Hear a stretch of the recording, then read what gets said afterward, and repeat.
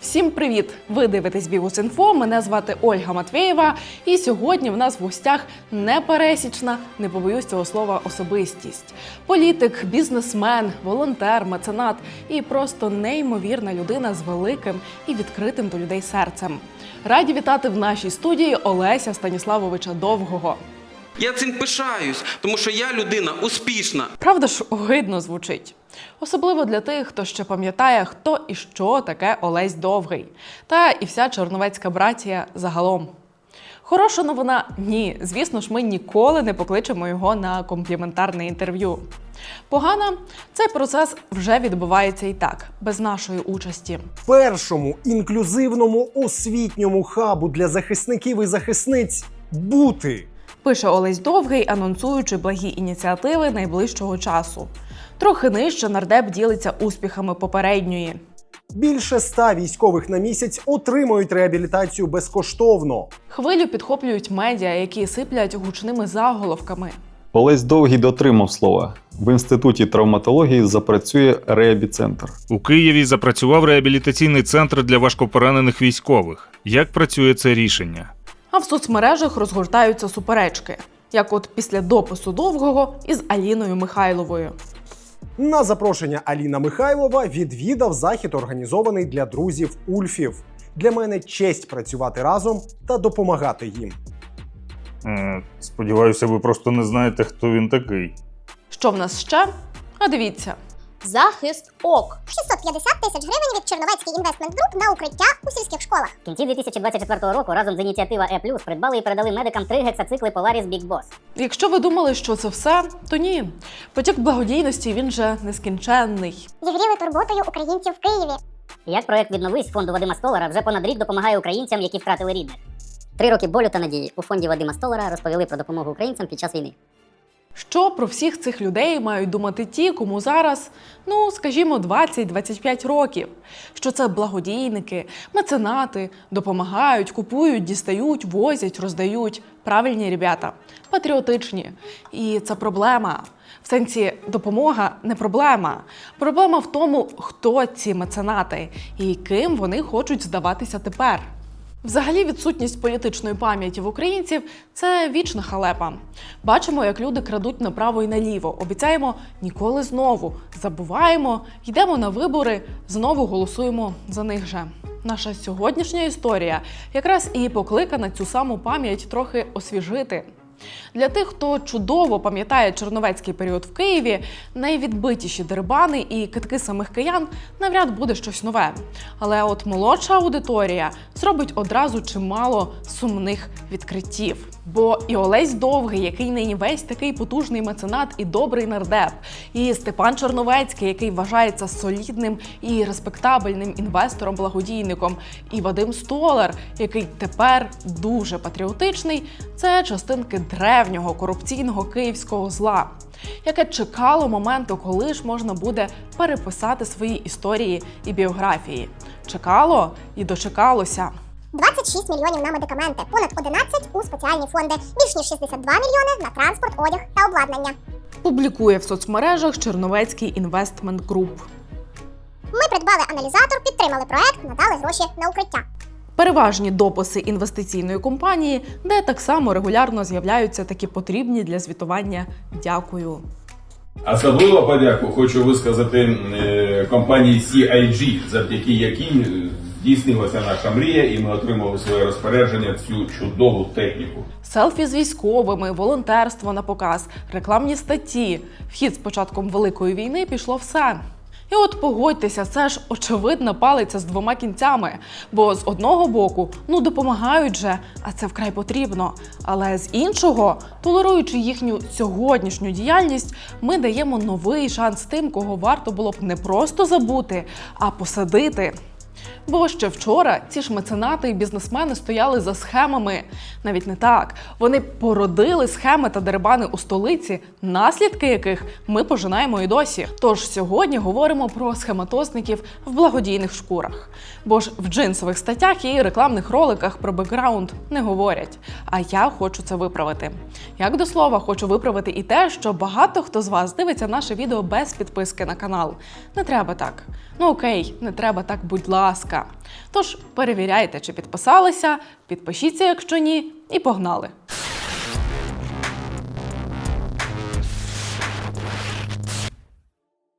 Колишнього мера Києва Леоніда Черновецького нині згадують не дуже часто. Що й не дивно, бо цей, не побоюся цього слова, духовний лідер вже давно відійшов від справ і розважає себе записом якихось абсолютно позбавлених сенсу роликів, сидячи десь в Ізраїлі. Мэра то ли Николаева, то ли кого-то зарубила топором дочка, что-то такое. Ну, это из области, не знаю, повеселиться. Набагато частіше в Києві говорять про його сина Степана. Втім, мало хто взагалі згадує, що він чийсь там син. Степан Черновецький же ого-го, власник Черновецький Інвестмент Груп, величезної інвестиційної компанії. Моя компанія Черновецький Інвестмент Груп, уся моя команда і я завжди були українськими не тільки за пропискою, але й у серці. Ми віримо в Україну і ми продовжимо робити свій внесок у її розвиток. Якщо почитати біографію Степана Черновецького на сайті компанії, то там все дуже стримано і якось навіть скромно. У 2008 році, після продажу прав екс-італійському банку Інтеза Сан-Пауло, включно з його акціями, Степан зайнявся управлінням активами сім'ї, а також власними активами та бізнесами. У 2012 році Степан вирішив створити Черновецький Інвестмент Груп.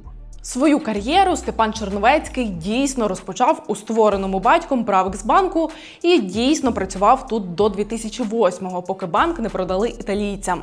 Але у 2008-му було ще дещо. Хто мер сьогодні? Ви я?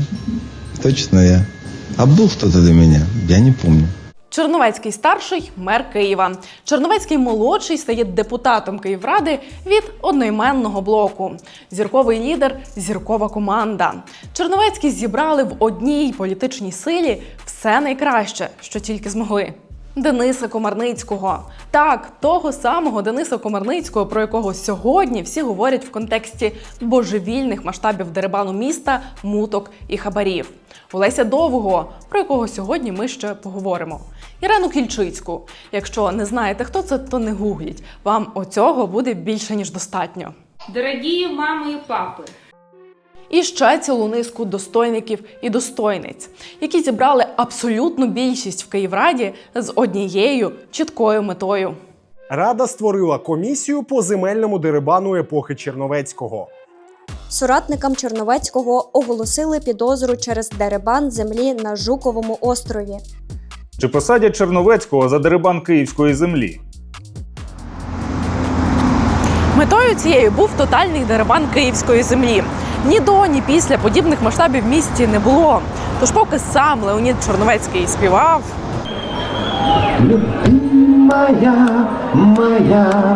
поки косив під дурника, Да, я космонавт. Абсолютно реальний. і намагався сподобатися кожній, без жодного виключення, пенсіонерці в місті, його команда в цьому ж місті ділила і продавала тисячі гектарів. Лише на одному засіданні Київради 1 жовтня 2007 року місто роздало 1500 гектарів. Це мінімум, бо земельних питань в той день було настільки багато, що підрахунки різняться, а точної цифри, здається, і до сьогодні ніхто не вивів. 1500 гектарів – це як 60 парків Наталка на Оболоні. І це одне голосування депутатів. Це так, для ілюстрації. Взагалі ж Київ в той період методично позбавлявся усіх зелених зон, до яких могли дотягнутися депутати. Бо кому впали зелень, урочища і тим паче Дніпро, даєш мурашники. Ось один із них. Це житловий комплекс «Світлопарк». Він заліз в Голосіївський ландшафтний теж парк, але вже без світла. Але кого ж це гребе? Землю під ЖК перед виділенням вивели з переліку зелених зон і віддали під забудову. Ділянку вже кілька разів намагалися повернути у комунальну власність, але світлопарк є, бо ділянки тут передала під забудову Київрада за мера Черновецького, а син мера Черновецького її забудував. Так, структура Степана Черновецького стала співвласницею фірми, на яку і виділили землю. Там же стирчить ще й оточення Вадима Столара, але про нього трохи далі буде. За цим же принципом фіктивним кооперативам дісталася земля на території ландшафтного заказника Жуків Острів і поряд із Національним музеєм народної архітектури та побуту України в Пирогові. Іронічно, але плани подальшої забудови тут ми через роки побачили на ноутбуці, який правоохоронці вилучили під час обшуку в офісі столяра Комарницького. Привіт! Є не дуже велике, але дуже велике прохання. Під цим відео є посилання на анкетку, і якщо ви витратите 5-6 хвилин вашого часу і заповните, це нам надзвичайно допоможе. Це промір чи опитувальник аудиторії, який ми потім зводимо в статистику, показуємо рекламодавцям, і вони в нас з більшою ймовірністю замовляють рекламу, що дуже допомагає, якщо чесно. Декілька років тому ми подібне вже робили, і тоді ви, величезна вам за це подяка, заповнили приблизно 10 тисяч анкет, що дозволило нам зробити класний медіакіт. Тепер є необхідність це повторити, і традиційно ми не вигадуємо якісь там такі замасковані проміри аудиторії, а просто чесно і прямо вас про це просимо. Тому якщо у вас є 5 хвилин часу, це сильно допоможе нам заробити чуть-чуть грошей на рекламі. Дуже дякую. Ось ще один житловий комплекс, якого не мало б бути. І ще одна маленька схемка. Ділянки під ним колись Київрада віддала 4, здавалося б, не пов'язаним між собою людям для індивідуального будівництва. Мали би тут бути невеличкі приватні будиночки. І аж ніяк не багатоповерхівка. Але з часом усі ці люди віддали землю одній компанії, яка згодом опинилася у власності рідної сестри Олеся Довгого, тоді секретаря Київради і улюбленця Черновецького. А ще через трохи компанію із землями віддали вже чинному забудовнику. Через вже багато років Київ продовжує вихаркувати рішення тієї Київради. Усі ці сучасні Комарницькі з їхніми туалетними схемами – це просто школярики в коротеньких штанцях проти цього космічного монстра. Сотні земельних питань, за які голосували депутати, могли банально не мати проєктів рішень. Тобто депутати навіть знати не хотіли, за що і для кого саме вони голосують.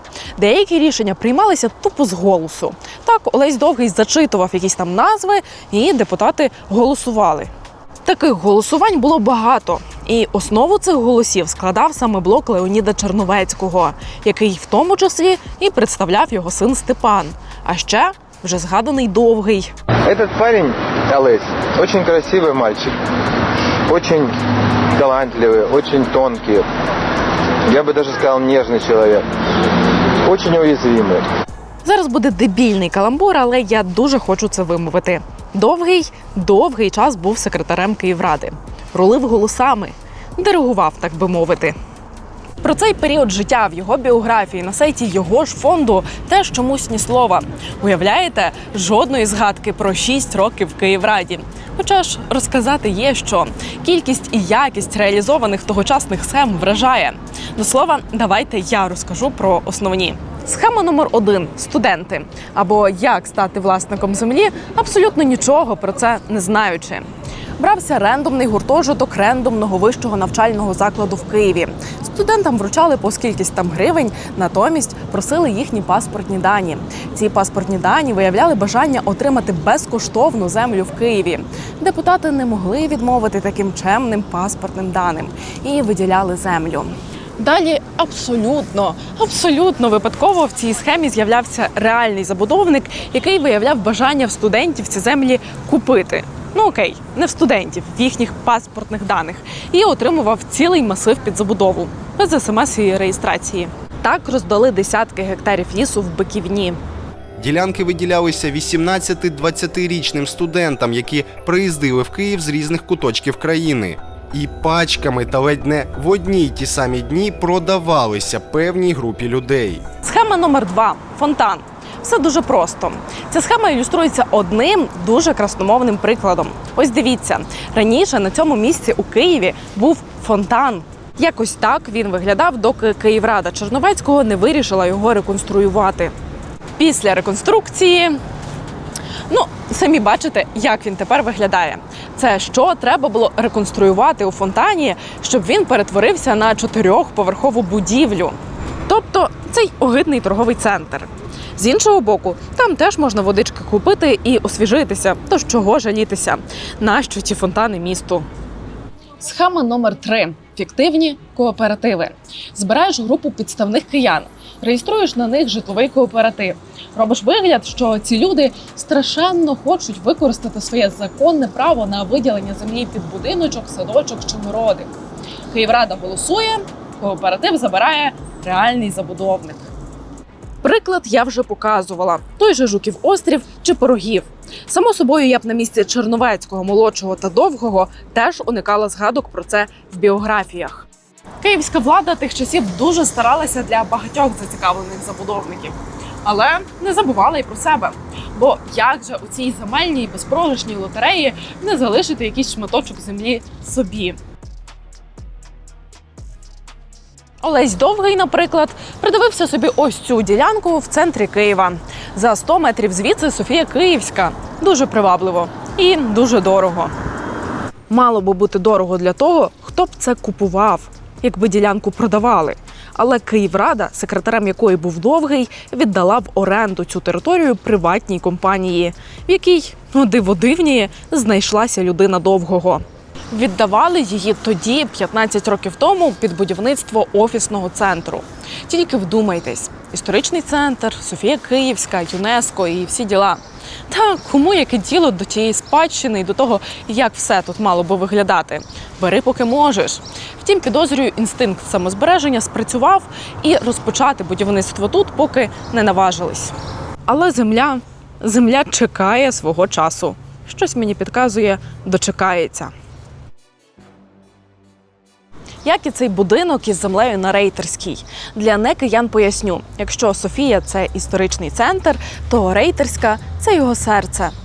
Будівля ця потрапила в затверджений Київрадою перелік із майже 9 сотень об'єктів нерухомості, які перебували в комунальній власності Києва і підлягали приватизації. Як би цей процес мав виглядати, якби проходив цивілізовано?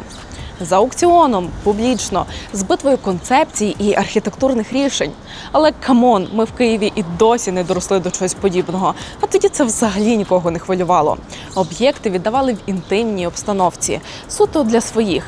Так, цей будинок на Рейтерській і опинився у власності компанії Довгого і його сестри Оксани Гуляєвої. З часом вони приватизували ще приміщення тут поряд і отримали право оренди землі. Погодьтесь, дуже зручно управляти київськими депутатами і бути красивим та ніжним хлопчиком для мера. Це дає ніфігові бонуси. З політичною кар'єрою хлопчика теж все складалося добре. У 2014-му Довгий вперше став нардепом. Генпрокуратура намагалася розслідувати те саме злощасне голосування Київради 2007-го і роль Довгого в ньому. У 2017-му з нього навіть зняли депутатську недоторканність за поданням тодішнього генпрокурора Луценка. Але під кінець того ж року спеціалізована антикорупційна прокуратура розслідування згорнула, бо нібито нічого не змогла довести. Луценко обурювався, але що? Нічого. Довгий лишився нардепом і потім знову переобрався. Вже в 2019-му.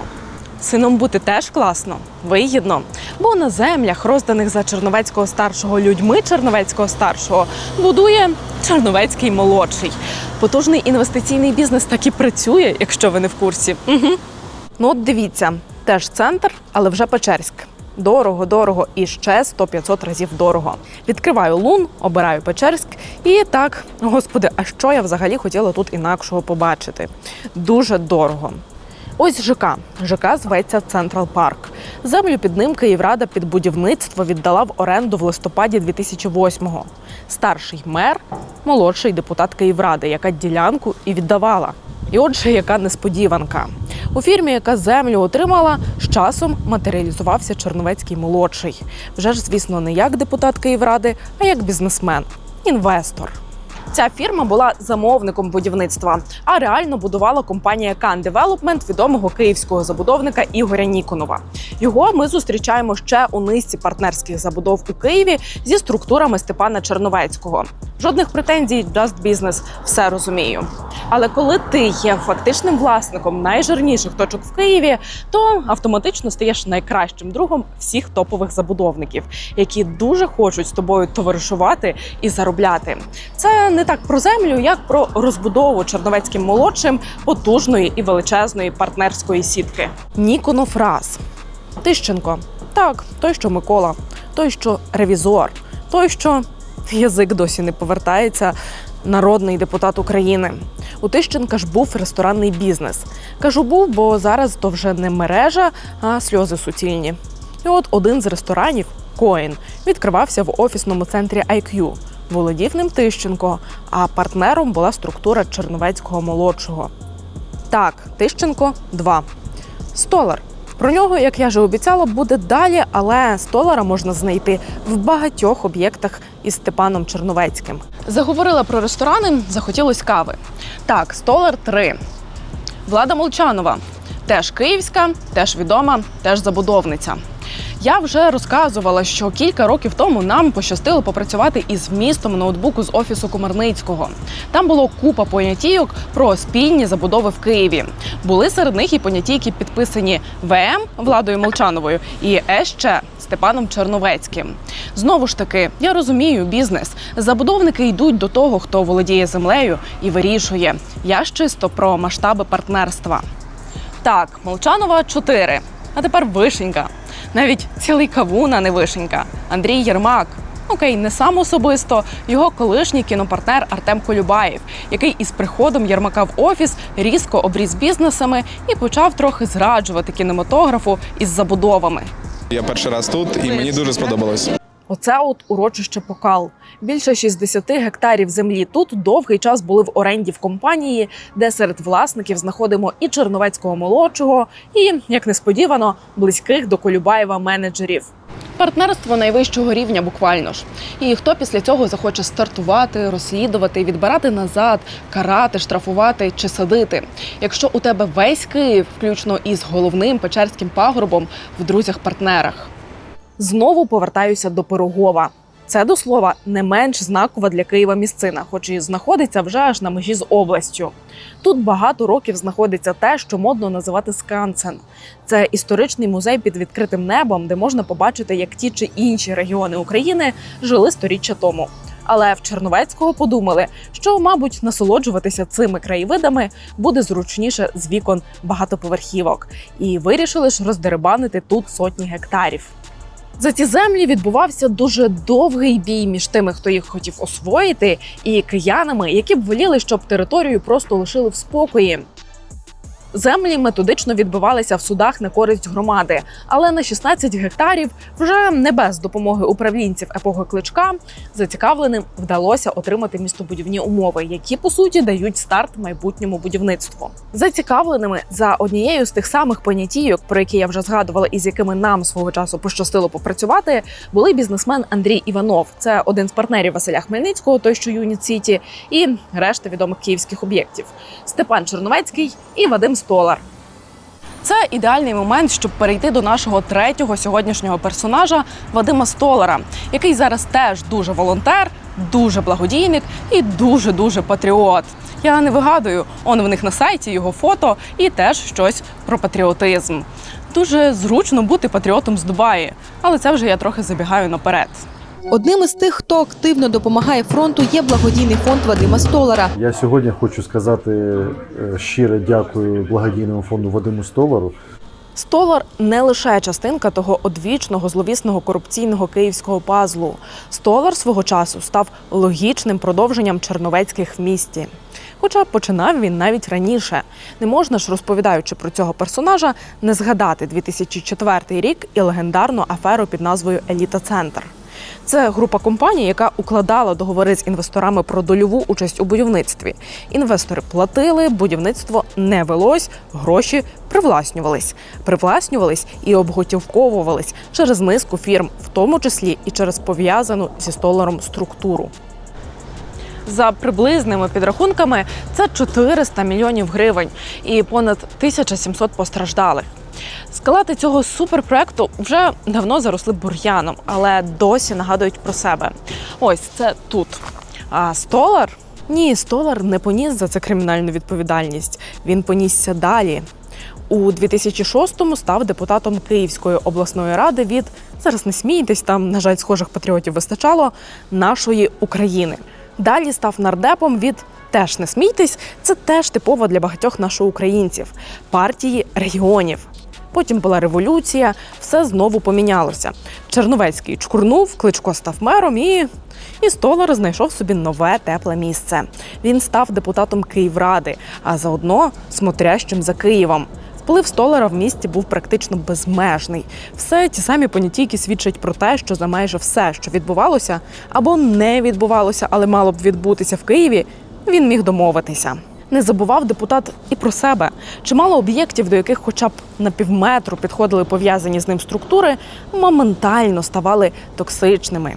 Один з таких – будівництво скандального, дуже скандального житлового комплексу «Сонячна Рів'єра». Там причетність родини Столарів свого часу знайшли наші колеги зі схем. Просто для розуміння, будувати в 100-метровій прибережній захисній смузі Дніпра заборонено. Але не вірте очам, вірте в те, що це не берег широкого Дніпра, а лише середня річка Десенка. І захисна смуга тут вже не 100, а 50 метрів. Що ще? Оце доробло над будівлею головного управління розвідки. Самому Буданову довелося скаржити самому Кличку, бо компанія з орбіти Столара дуже захотіла тут височезний ЖК. Алгоритм часів Черновецького ніяк не помінявся. Земля виводилась, роздавалась, продавалась і активно забудовувалась. Десь під об'єкти друзів-партнерів, десь під свої. Цих друзів-партнерів теж чим далі, тим ставало більше. Довгий час Столар працював пліч-опліч з Ігорем Кушніром, екс-президентом Київміськбуду, який за документами завжди належав громаді Києва, але по факту став дійною коровою цих двох. Київрада ж ніяк не могла відмовити, коли землю в неї просив їхній же Київміськбуд. І нікого потім особливо не хвилювало, що будують на цій землі і продають квартири вже приватні структури, пов'язані зі Столаром і Кушніром. Втім, і це ще півбіди. Бо далі Столар завів партнерство із оточенням Віктора Медведчука. Вони разом зайшли в структури компаній, які мали забудувати київські осокорки. Ну, а Столар, нагадаю, в 2019-му увійшов у парламент від опозиційної платформи «За життя» разом із Медведчуком. В результаті дійшло навіть до того, що частину об'єктів у Столара почали продавати вже навіть тісно пов'язаним з росіянами структурам. Хіба про цей бізнес ніхто не чув і не знав? Чули і знали. Якось СБУ провела дуже гучний обшук в офісі Столара. Це було ще в 2020-му. Звинувачення теж гучні були. Збитки державі на щонайменше 500 мільярда гривень. Але що? Нічого.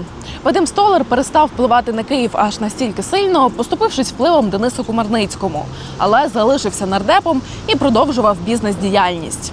В ній в якийсь момент виник вже згаданий кінопартнер Андрія Єрмака Артем Колюбаєв. Тож держава настільки пройнялася ніжними почуттями до Столара, що взагалі перестала лізти в його справи.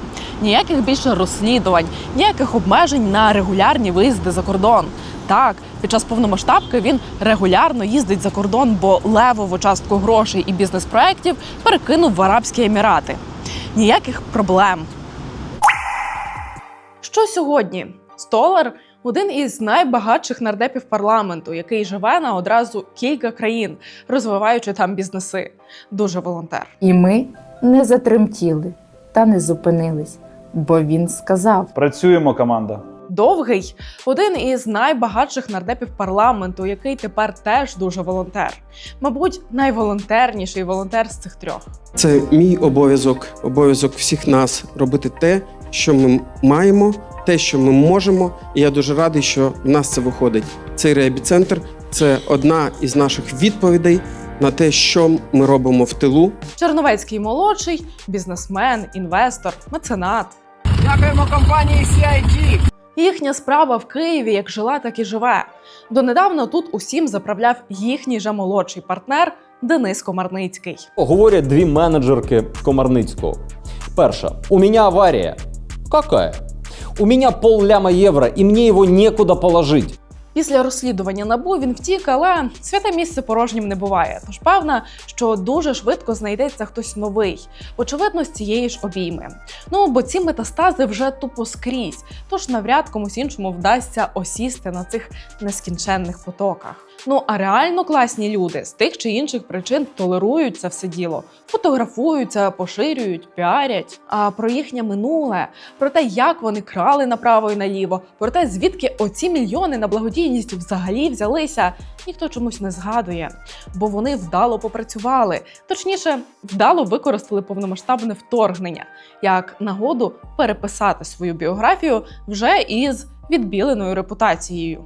Зараз ці меценати всюди насипають про тонни допомоги за мільйони гривень, а потім знову ж підуть в політику за новими мільйонами. Саме тому ми не повинні забувати про їхнє минуле, яким би не було їхнє сьогодення.